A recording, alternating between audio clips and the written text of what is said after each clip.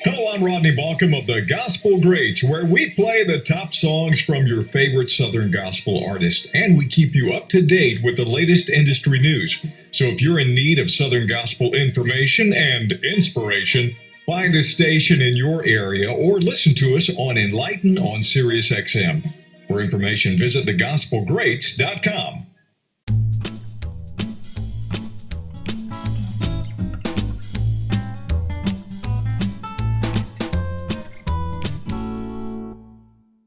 I graduated high school. I really thought that I wanted to become an accountant. I was just after, I thought, well, I can make some money doing this. And I went in as a student at UNC Charlotte, and I hated it. It was just, one of those God things. He didn't want me to do that. He had a different plan for my life. I just wasn't listening at the time. I had been already working part-time at a AM radio station just outside of Charlotte and did a weekend countdown program there for them. It was a contemporary Christian music station. I did that on the weekends, and it was funny because later in my career at where I am now, I had done also kind of circled back around and did a top 20 countdown. That was back in the days when Casey Kasem was so popular, and so I was trying to be a little Casey Kasem. How did you get the job, and what even possessed you to go try to find a job at the local AM radio station? Well, I had been doing some public speaking in school, and I remember in our classroom we had to do current events. We'd have to stand up in front of the class and do a current event. And I would stand up there, and Paul, I was so country. I was so country at the time that I would really make people laugh, and I think I really turned it up just a notch, my country accent, in front of the classroom. And so people would laugh at me, and I just felt like an entertainer at the time. And so I really got into that, and then there was a guy that I used to listen to that was on the radio, and his name was Bill Dollar. He was on the local country station. And I would copy him and just emulate him. Sometimes we'd be listening to his program on our morning drive to school, and I would copy what he had to say in the same inflection, same tone. And Mom one day said, "Rod, you really ought to go into that." She said, "You should explore becoming a radio person." And I thought, well, maybe I should. And so I gave it a try, and I went to this local radio station. They needed a weekend board operator and announcer, and so I thought, well, I'll give it a try. And I did. I worked part-time at this little AM station, and that's really what I guess piqued my interest in what I do today. From that radio station, I took a job in Winston-Salem, North Carolina. At the time, it was just an AM station, and but they had a construction permit for an FM frequency. And so I'd always had a love for Southern gospel music. Some people call it Gaither-style gospel. Quartet music, always had loved that. And I thought, if I ever have the opportunity to do something and create something, that would be what I would want to create. And do it with a high level of professionalism. And so I moved to Winston-Salem, and we created Joy FM, was the name of that station.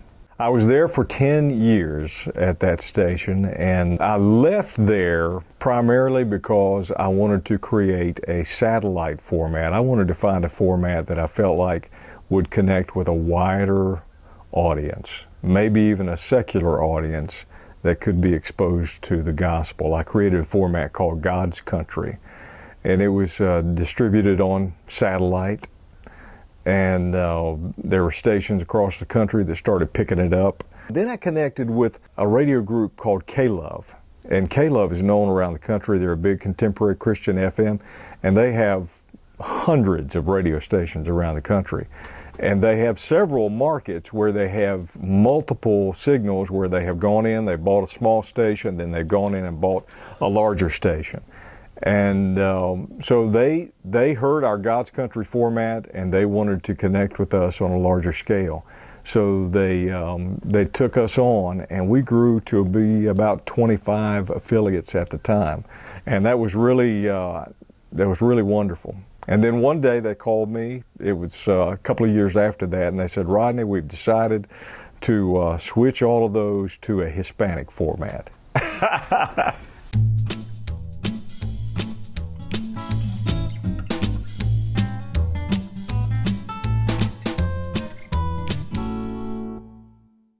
think it was really God's calling me back to where I had first started, which is Southern gospel music.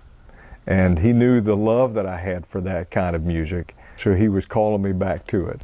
Sent us through a very rough patch in life, but you know, sometimes you go through those things before you find where God's path is for you. And that's what we went through as a family.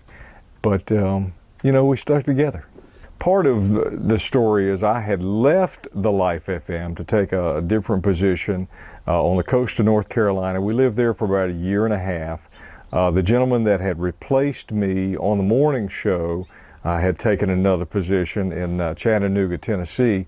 And so they called me and said, could you, until we find a replacement, fill in for us on the morning show? And so I did remotely from the coast of North Carolina. I did audio for here in Anderson. And I decided it would be fun to have my daughter join me on the program. I really want to see gospel music grow. If you go to an audience of any of the concerts, you'll see that there's a lot of gray hairs that are there. You mentioned this the other day, Paul, that there's a lot of canes and walkers and motorized scooters that are at these events because the audience age is aging. And so we wanted to see if we could begin to attract a younger audience to our genre of music by maybe including some younger announcers on the air. And two, we're a family-friendly radio station, so why not make it a situation where it's a dad and daughter show, and we call it the Family and Friends Morning Show. We're the family, and our listeners are the friends. And people have really embraced it. Even though Reagan is very green at what she's doing, they love the interaction between the two of us, and it's interesting to listen to. We don't try to come off as a preachy, overly Christian format. We talk about life, and we talk about things that affect her, that are happening in the world, and it's usually interesting content. Little stations started popping up everywhere that we were able to network with. Well, we met a gentleman from Anderson that had some radio stations that were underperforming, and so we talked to him about donating the licenses to our nonprofit organization, and he said yes. We changed the call letters on WRIX FM to WHQA, and that's when, at that point, I moved to the upstate of South Carolina, and we started doing it live and tried to get as local as we could at the time. And, you know, over the years, I have fallen in love with Anderson County. We've recently, back in December, moved to Anderson, and we love the town. We really do. It seems like home to us. We've become more and more entrenched in the community, and we just love Anderson County. WRIX AM plays a bluegrass format. We call it Electric City Bluegrass. You can listen to it now on an FM signal on 104.7. We also have WABB Spirit Radio, and Spirit plays a format of black gospel music, and it's doing very well for us. And then WHQA, which is on 103.1 FM, that is our Southern Gospel format. Within gospel music, over the years, one of the programs that did extremely well was called The Gospel Greats with Paul Heil. And my interest in that, at one time, he was a newsman. Yeah, he was. And then he got into this. He and his wife in their little place up in Pennsylvania ended up having this radio show broadcast all over the country. And I remember at that time when he sending them out on DVDs. Yeah. Yeah, right after Christmas of 2020, Paul passed away, and what a legendary broadcaster he was. He had that new-sounding voice and delivery, just a resonant, deep voice, and knew so much about gospel music. I have listened to Paul Heil for all of these years. He did the broadcast of the Gospel Greats for over 40 years, and just a consistent hero of the faith. And so many people looked up to him, knew him, adored his family, and just a tragic loss with Paul Heil. And so, you know, when he passed away, the thought did not initially cross my mind that I would be stepping into that role. How did it come about? A couple of the guys that I've been associated with over the years wanted to help the family out by buying the program and buying the brand, buying the name, the Gospel Greats. And so they entered into an agreement with Sheila Heil and Heil Enterprises to buy the name the Gospel Greats. Actually, before they did that, they made a call to me and said, Rodney, if we do this, would you be willing to host the program? And, you know, Paul, I'd like to say that I took a few moments to pray about it, but I didn't. I said, absolutely, I'll do this. Because I know the platform that it has and the number of people that it reaches and the potential that it has to be such a platform for the gospel. And I also felt like God had been preparing me for that role my entire life. You know, some of the things that happen during the course of life, you wonder, God, why did that happen? Why are you putting me through this? What are you trying to teach me here? And I began to look back on all of the things that God had taught me. And I felt like every step of the way, God had prepared me for this role. This is what God wants me to do. And if you're doing something that God wants you to do, if God be for us, who can be against us? And so that thought just, you know, kept coming back to me. I know it's going to be hard, but I've got to do this. It's not an option to say no. It is distributed over an internet site, what we call an FTP site. So stations download the program and then they play it over their automation system on a weekly basis. So it is a weekly program. It's a 2-hour weekly show. And they download it on their end and then play it back. Same deal with SiriusXM. They download it at their Nashville studios and then play it back over their automation system. And we're looking for more affiliate stations out there to join with us. We want to grow the base of the program. We're talking about doing some additional things like maybe podcasting the program and getting it out that way because there's such a demand. I mean, you can imagine over 40 years, Paul has developed a really faithful following to his broadcast.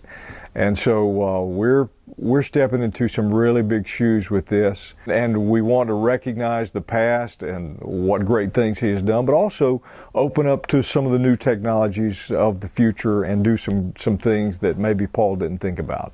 We're on 102 radio stations right now. Around the country. Yeah. And then SiriusXM, which goes all over North America. And then many of those stations also stream the Gospel Greats on their stream. If you want to hear it, there's no excuse. You should be able to hear it. And how do you go about putting that program together, and how do you get your interviews with the people from gospel music? It is a labor of love. We often go to gospel music concerts locally, and we go to some big events like Singing in the Sun that happens in Myrtle Beach, the National Quartet Convention that happens in Pigeon Forge, Tennessee. We've been going to those events. We reserve a room, and I set up the mics and just get interview content from the artists there. Many times, however, it's just local events that are happening.